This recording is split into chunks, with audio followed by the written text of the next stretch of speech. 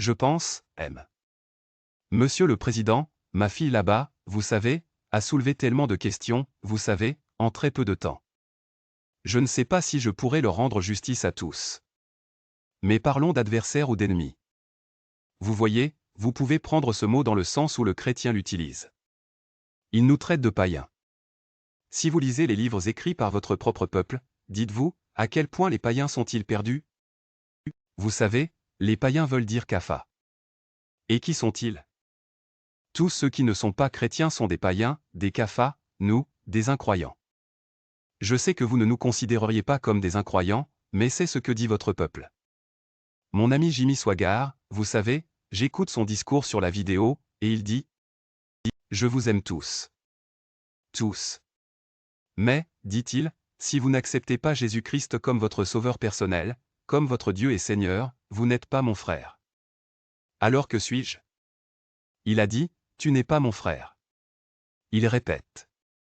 Alors j'ai dit, écoutez, ce sont de la rhétorique. Ce sont des rhétoriques. Vous pouvez également passer par des déclarations également comme une rhétorique. Mais pour en venir au point principal, voyez-vous, à propos de tout le monde qui est né, tout le monde est né dans le péché. J'ai dit, c'est le concept chrétien. Nous ne le croyons pas. Et la Bible n'enseigne pas cela. Vous voyez, dans le livre de Luc, premier chapitre, Élisabeth et son mari, vous avez lu cela 2 fois. Élisabeth, dit-il, était sans péché. Et son mari Zacharie était sans péché. Jésus parle d'Abel. Est-ce du juste Abel à Zacharie? Vous tuez les prophètes. OMS? Les Juifs. A-t-il dit juste? A-t-il dit juste? C'est dans votre livre. S'il dit vertueux, cela signifie qu'il parlait avec une toute petite joue. Il bluffait les gens. S'il a dit juste, alors ils doivent avoir été justes. Alors vous dites que tout le monde est un pécheur. J'ai dit, écoutez, pourquoi devriez-vous étiqueter tout le monde avec le même pinceau? Peignez tout le monde avec le même pinceau. Vous n'avez pas le droit de faire ça.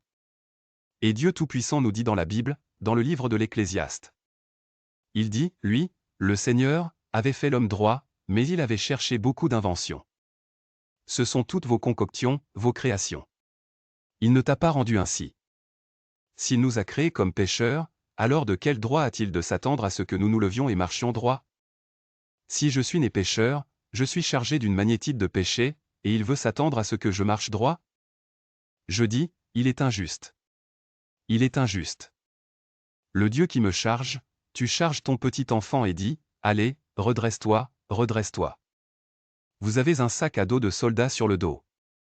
Vous savez, vous avez 4 ans, 5 ans, et le pauvre garçon est presque, vous savez, en train de toucher le sol. Et vous dites, pourquoi ne vous levez-vous pas droit et marchez-vous? Il dit, tu es injuste. Nous disons, vous êtes un fou. Dieu Tout-Puissant, s'il nous fait la même chose, il peut aussi nous décrire comme des fous. Vous voyez, cette idée de péché hérité, c'est le christianisme. Vous parlez du péché originel. Le péché est venu dans le monde. Mais la Bible ne dit pas cela. Dans le livre d'Ézéchiel, Dieu dit, l'âme qui a péché, elle mourra. Avez-vous déjà entendu cela? Oui. Chaque prédicateur chrétien, conférencier, évangéliste cite ceci, et il met un point. Il met un point dans un verset qui n'a pas de point. Voyez, là où il est censé y avoir une virgule ou un point virgule, le chrétien met un point. L'âme qui a péché, elle mourra. Ensuite, il vous emmène de là dans Corinthiens, Philippiens, Galates, et dit, tout le monde a péché. Ainsi, tout le monde meurt à moins que quelqu'un ne vienne le racheter de cette malédiction. J'ai dit, regardez, écoutez, lisez-le plus loin. Il dit, le Fils ne portera pas l'iniquité du Père. Le Père ne portera pas non plus l'iniquité du Fils. Père Adam, il a fait une erreur. Mère Ève a fait une erreur et ils ont payé plus que le prix total. Si quelqu'un va cueillir des fruits dans votre jardin, on lui a dit de ne pas le faire. Que fais-tu? Vous chassez l'enfant. Vous pourriez lui donner une fessée, mais maintenant vous suivez cet enfant. Ses enfants et ses enfants et ses arrière-petits-enfants pour l'éternité. Pouvez-vous imaginer un Dieu comme ça, un Shylock, pire qu'un Shylock? Adam et Ève, ils ont péché. Alors Dieu les expulse du jardin. Je demande, n'est-ce pas une punition suffisante? Puis il les maudit, que vous les femmes, vous devez porter des enfants dans la douleur et la souffrance, le travail, pour ce que vous avez fait. Et les hommes, vous devez suer pour votre pain. Et nous transpirons tous, et vous travaillez tous, à cause de ce qu'Adam et Ève ont fait. N'est-ce pas suffisant? Non, pas pour ce Shiloh d'un Dieu que vous nous avez transmis. Il continue maintenant et dit, chaque humanité sur Terre doit aller en enfer. Au début de 1986, nous étions 4,8 milliards d'êtres humains sur Terre. Et tout le monde va en enfer, dit le chrétien. Pour quelle raison? Pour le péché originel, à moins que vous ne croyiez en Christ. Je demande, Ève t'a-t-elle demandé, ma sœur, avant de manger la pomme, n'est-ce pas? Non. Adam vous a-t-il demandé avant de manger la pomme? Non. Alors j'ai dit, comment Dieu peut-il vous tenir responsable? Est-il fou? Ce Dieu qui est le nôtre, est-il un fou? Il va me tenir responsable de ce qu'Adam et Ève ont fait quand je n'ai pas été consulté?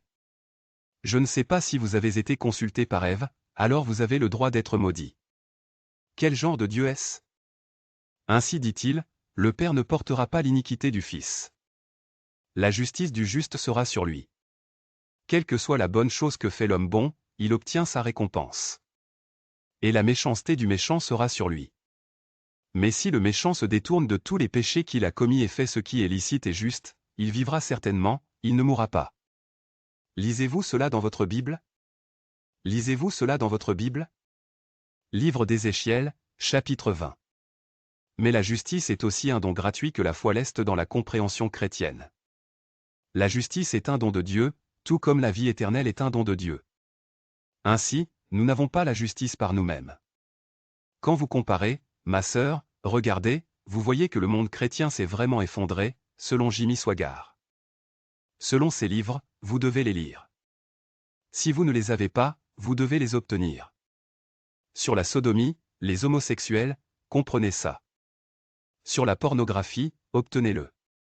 Sur l'inceste, comprenez-le. Sur l'alcool, obtenez-le. Et il vous dit, l'Amérique, il vous dit l'Amérique. Il dit, Amérique, Dieu doit te juger.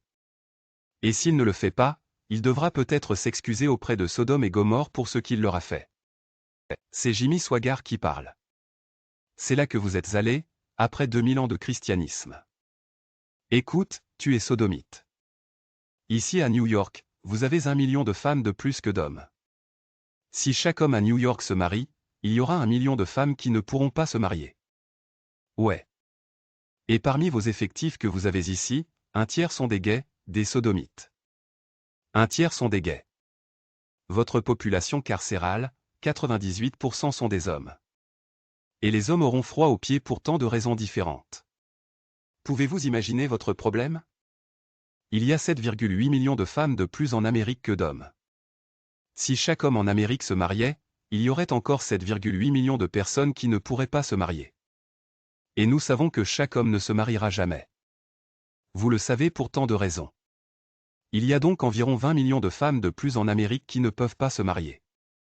20 millions. Qui ne peut pas avoir de mari? Quelle est la solution? Alléluia. Alléluia. Je dis, qu'est-ce qui ne va pas avec toi? Es-tu malade? La personne a faim, vous dites Alléluia, et son estomac sera rempli. La femme, elle a besoin d'un homme, et vous dites Alléluia. Et elle sera satisfaite. Il y a quelque chose qui ne va pas chez vous. Vous aviez, je donne le chiffre, 44 millions, 55 millions, selon Jimmy Swaggart, qui sont des ivrognes. Avec tous vos born again, votre Billy Graham, dans son livre, How to be born again, il dit qu'il y a 75 millions de chrétiens born again en Amérique. 75 millions. C'est environ un tiers, n'est-ce pas? Un tiers de votre population. J'ai dit, incroyable. Un tiers de votre nation est né de nouveau. Immaculé. L'esprit est en eux. Ils ne peuvent pas être tentés. L'ancien vous, dit Swaggart, est maintenant laissé pour compte. Vous êtes un nouveau vous maintenant. Vous êtes une nouvelle personne. 75 millions. Un tiers. Et cela n'affecte pas la population. Vous savez, Jésus a dit, un peu de levain, du levain au trop. Vous avez besoin d'un peu de levure pour faire fermenter le pain. Si un tiers de votre pain est de la levure, et s'il ne fermente pas le pain, il y a quelque chose qui ne va pas avec votre levure, ou quelque chose qui ne va pas avec votre farine. Peux-tu voir? Alors je dis, mon cher enfant, je dis qu'il y a quelque chose qui ne va pas avec ta farine. Voir? Ainsi que votre levure. Vous ne l'avez pas. Vous n'avez pas de réponse au problème. Alors Jésus vous dit, j'ai encore beaucoup de choses à vous dire, mais vous ne pouvez pas les supporter maintenant. Comment se fait-il, quand lui, l'Esprit de vérité, sera venu, il vous guidera dans toute la vérité. Et si je cite à nouveau ce verset, en insistant un peu sur les pronoms, vous verrez que ce n'est pas au Saint-Esprit ou au fantôme que vous pensez. Écoutez, dit Jésus, j'ai encore beaucoup de choses à vous dire, mais vous ne pouvez pas les supporter maintenant. Comment se fait-il, quand lui, l'Esprit de vérité, sera venu, il vous guidera dans toute la vérité. Car il ne parlera pas de lui-même, mais ce que vous entendrez, il le dira, et il vous annoncera les choses à venir. Il me glorifiera. 8 pronoms masculins dans un verset. J'ai dit que cela sied mal à un fantôme ou à un esprit. Tu es d'accord? 8 pronoms masculins dans un verset. Il parle d'un homme, et non d'un fantôme ou d'un esprit. Et il vous guidera dans toute la vérité, ce qui signifie qu'il fournira une solution à tous vos problèmes. Vous ne les avez pas. Vos femmes excédentaires demandent à Jimmy Swaggart et votre Falwell et votre Billy Graham, demandez-leur quelle est la réponse. Sans voix. Vous n'avez pas la réponse, alors il n'a pas écrit de livre sur la polygamie, Swaggart, sur les femmes excédentaires qu'il n'écrit pas. Pourquoi n'écrit-il pas? Tu sais pourquoi? Il en a écrit plus de 30. Je les possède. Il n'abordera pas ce sujet. Tu sais pourquoi? Vous n'avez pas la réponse. Il y en a d'autres quand il cite, la réponse est là, mais lui, comme s'il ne l'avait pas vue. Vous savez, dit Jésus, voyant qu'ils ne voient pas, entendant ils n'entendent pas et ne comprennent pas non plus. À propos de vos sodomies et de vos lesbiennes, il cite un verset de son livre sur les homosexuels. Il commence ce livre par une citation de 2 pages et demie. Imaginez une citation d'une durée de 2 pages et demie, première page, deuxième page, et une autre demi-page, citation de 2 pages et demie du livre des Romains. Où il cite, dans ces versets qu'il cite, la raison de cette maladie. Il dit que les homosexuels, c'est la cause et c'est le remède. C'est le titre du livre. Alors il cite, et je cite maintenant, dit-il, se déclarant sage. Ce sont des gens très intelligents. Ils sont devenus des imbéciles. Et changer la gloire du Dieu impérissable en une image semblable à l'homme périssable. Le concept de Dieu, vous l'avez fait descendre de ce Dieu tout-puissant, le Père céleste, omnipotent, éternel, immortel, vous savez, imprègne tout l'univers. À partir de ce concept, vous l'avez ramené au niveau d'un homme. Et plus loin, dit-il, et changez la gloire de la vérité de Dieu en mensonge, et adorez et servez la créature plus que le Créateur. Écoute, c'est si simple, un anglais de base. Il cite 2 ans et demi. Et il dit, pour cette cause, je veux que vous lisiez cela, Romains. J'oublie la référence, c'est les premiers Romains, Romains chapitre 4, versets 22, 23, 24, oui. Vous avez lu ça. Pour cette cause, j'ai fait que vos femmes aillent pour les femmes et que vos hommes aillent pour les hommes. Pour cette cause, dit-il, la cause est son remède. Il vous dit pour cette cause, quelle cause? Vous avez maintenant ramené Dieu le Tout-Puissant au niveau d'un homme. Vous servez un homme au lieu de l'être suprême. Vous adorez et servez une créature au lieu du Créateur. Maintenant, de qui parle-t-il? Vous chrétiens. Tu es celui qui a fait descendre Dieu à ce niveau. Vous avez dit, Dieu doit descendre sur terre. Sinon, il ne comprendra pas nos problèmes. Vous savez, il doit comprendre ce que nous ressentons. Il est si aimant, il est descendu sur terre et il a vécu, né d'une femme, l'a porté pendant 9 mois, né comme tout autre enfant humain, circoncis le 8e jour, grandissant comme tout autre être humain, mangeant de la nourriture et appelant, appelé de la nature, courant aux toilettes. Dieu, tu l'as ramené à ce niveau. Pour cela, dit Dieu, je te punis. Vos femmes deviendront lesbiennes et vos hommes deviendront sodomites. Pourquoi pas vous? Vous avez lu tout le livre. Et par Dieu, dit-il, pour cette cause, dit le livre, sa cause est son remède. Ce mot n'est jamais utilisé, comme si vous ne l'aviez jamais lu. Ainsi dit Jésus, voyant qu'ils ne voient pas, entendant ils n'entendent pas, et ne comprennent pas non plus. Ils ont déjà pris leur décision. Mais cet exercice, dis-je, est pour ceux qui ont des yeux pour voir, des oreilles pour entendre. Laissez-les entendre. Ce regard, vous ne lisez pas le livre. Quand vous le lisez, vous le comprenez mal, vous l'interprétez mal. S'il vous plaît, faites-nous une faveur et dites, s'il vous plaît, parlez-nous. Nous voulons dialoguer avec vous. Nous voulons vous parler. Tu vois? Et voyez notre point de vue. Peut-être que nous nous trompons. Nous voulons que vous nous reprogrammiez comme nous voulons vous reprogrammer. Mais la langue, c'est moi, moi-même. Je ne peux pas m'en empêcher. Je suis né militant dans une famille militante. Mon père était militant. Je suis militant. Mes frères sont tous militants. Et je ne peux pas m'en empêcher, tu sais. Ma voix, ma taille, tout, tu sais, donne l'impression que je te combats, je te gronde. Mais tu sais, mon enfant, je ne fais pas ça. C'est ma nature. Je ne peux pas m'en empêcher. Alors tu me pardonneras ça.